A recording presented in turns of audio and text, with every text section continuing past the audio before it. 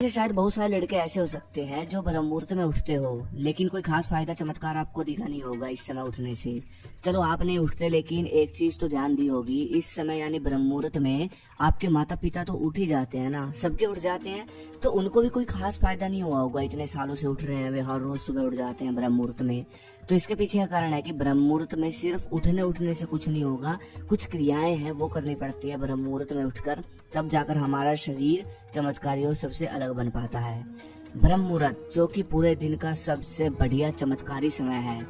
ब्रह्म मुहूर्त सूर्य उगने से 1.5 घंटे पहले का समय होता है। ये बात तो आप सबको पता ही है कि जितने भी महान पुरुष हमारे देश में हुए, योद्धा हुए, सब ब्रह्म मुहूर्त में उठ जाते थे।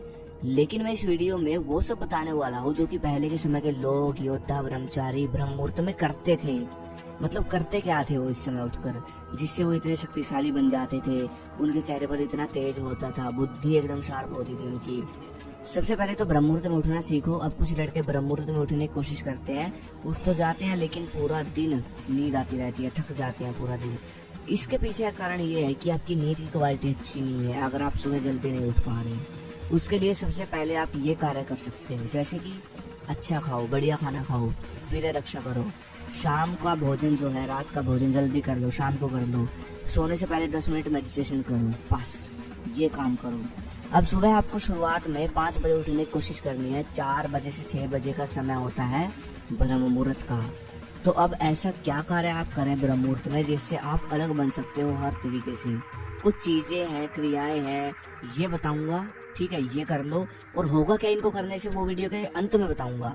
फिलहाल आप समझो कि करना क्या है। देखो भाई, यहाँ से समझो, ब्रह्म मुहूर्त का जो समय है ना भाई, वो इतना शक्तिशाली समय होता है कि अगर आप इस समय उठकर छत पर या कहीं भी खुले में बैठकर मेडिटेशन करते हो, ओम का उच्चारण करते हो मन मन में बोल बोल कर, 10 मिनट भी कर लेते हो ना, तो इससे आपका दिमाग इतना शांत रहेगा पूरा दिन, आप सोच भी नहीं सकते। आप इतने इंटेलिजेंट बन जाओगे।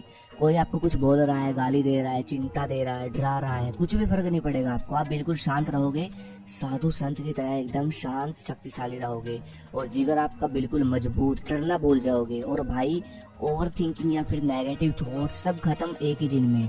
इतना प्रभाव होता है ओम बोलने से ब्रह्म मुहूर्त के समय में। 5 मिनट आप ओम का उच्चारण बोलकर करें, 5 मिनट मन मन में करें, बस। और फिर देखो, ध्यान जब आप कर लेते हो तो ध्यान करने के बाद बहुत सारा समय आपके पास बच जाता है ब्रह्म मुहूर्त का। तो भाई, अगर आपको देखो शरीर से शक्तिशाली बनना है, एकदम शरीर से बिल्कुल पावरफुल बनना है, तो आप इस समय दंड लगाओ प्राणायाम के साथ। जिम मत करो, दंड लगाओ। एक लाइन में समझो, जिस इंसान को शरीर से बलशाली बनना है, अपने शरीर को वज्र की भांति मजबूत बनाना है, तो भाई प्राणायाम के साथ दंड लगाओ। कुंभक जिसको बोलते हैं, सर्च भी कर सकते हो आप कि कुंभक के साथ दंड कैसे लगाए। जब आप प्राणायाम के साथ ब्रह्म मुहूर्त में दंड लगाते हो, तो ब्रह्म मुहूर्त की शुद्ध और शक्तिशाली ऑक्सीजन आपकी बॉडी में जाकर आपकी बॉडी की नस नस को शक्तिशाली बना देती है। और जो इंसान शुद्ध ऑक्सीजन में ब्रह्म मुहूर्त में एक्सरसाइज कर लेता है ना, और जो वज्र रक्षा करता है, उसके शरीर तो वज्र जैसा उसका बन ही जाता है। साथ में उसके अंदर पूरा दिन इतनी एनर्जी रहती है कि भाई भाग भाग कर एनर्जी के साथ हर काम करता है वो इंसान। प्राचीन समय के राजा, योद्धा, शक्तिशाली पुरुष ब्रह्म मुहूर्त में दंड कसरत, प्राणायाम, ट्रेनिंग, ध्यान, ये सब करते थे। ये तो है वो क्रियाएं जो आप अपने शरीर और दिमाग को मजबूत करने के लिए करो। अब एक और काम आप ब्रह्म मुहूर्त में कर सकते हो, वो होगा अपने गोल को अचीव करना या कुछ भी सीखना।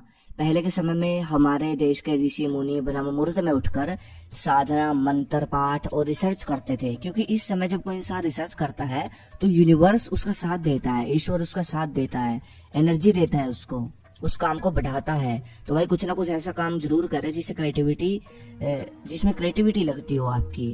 अगर आप कुछ अलग सीखना चाहते हो, दिन में तो जो आप काम कर रहे हो करो, लेकिन अगर आप और भी कुछ अलग सीखना चाहते हो, रिसर्च करना चाहते हो, किसी चीज पर कुछ अलग चीज सीखना चाहते हो, तो वो आप इस समय करो। 1 घंटा निकाल कर ब्रह्म मुहूर्त में कर सकते हो, 1 घंटे में। ये वो सब काम है जो आप ब्रह्म मुहूर्त में करके अपने आप को बिल्कुल अलग बना सकते हो। ये जो काम या फिर क्रियाएं, ध्यान, जो भी मैंने आपको ऊपर बताया ब्रह्म मुहूर्त में करने के लिए, ये आप अगर करने लग गए तो आपका ऑरा बढ़ेगा, आप अट्रैक्टिव बनोगे, किसी भी काम को करने के लिए ऊर्जा होगी आपके अंदर भरपूर। लेट उठने वाले इंसान की तुलना में आपके अंदर भरपूर ऊर्जा होगी, चलने फिरने में, काम करने में बल होगा आपके शरीर में, सुस्ती खत्म हो जाएगी आपकी 5-7 दिनों में।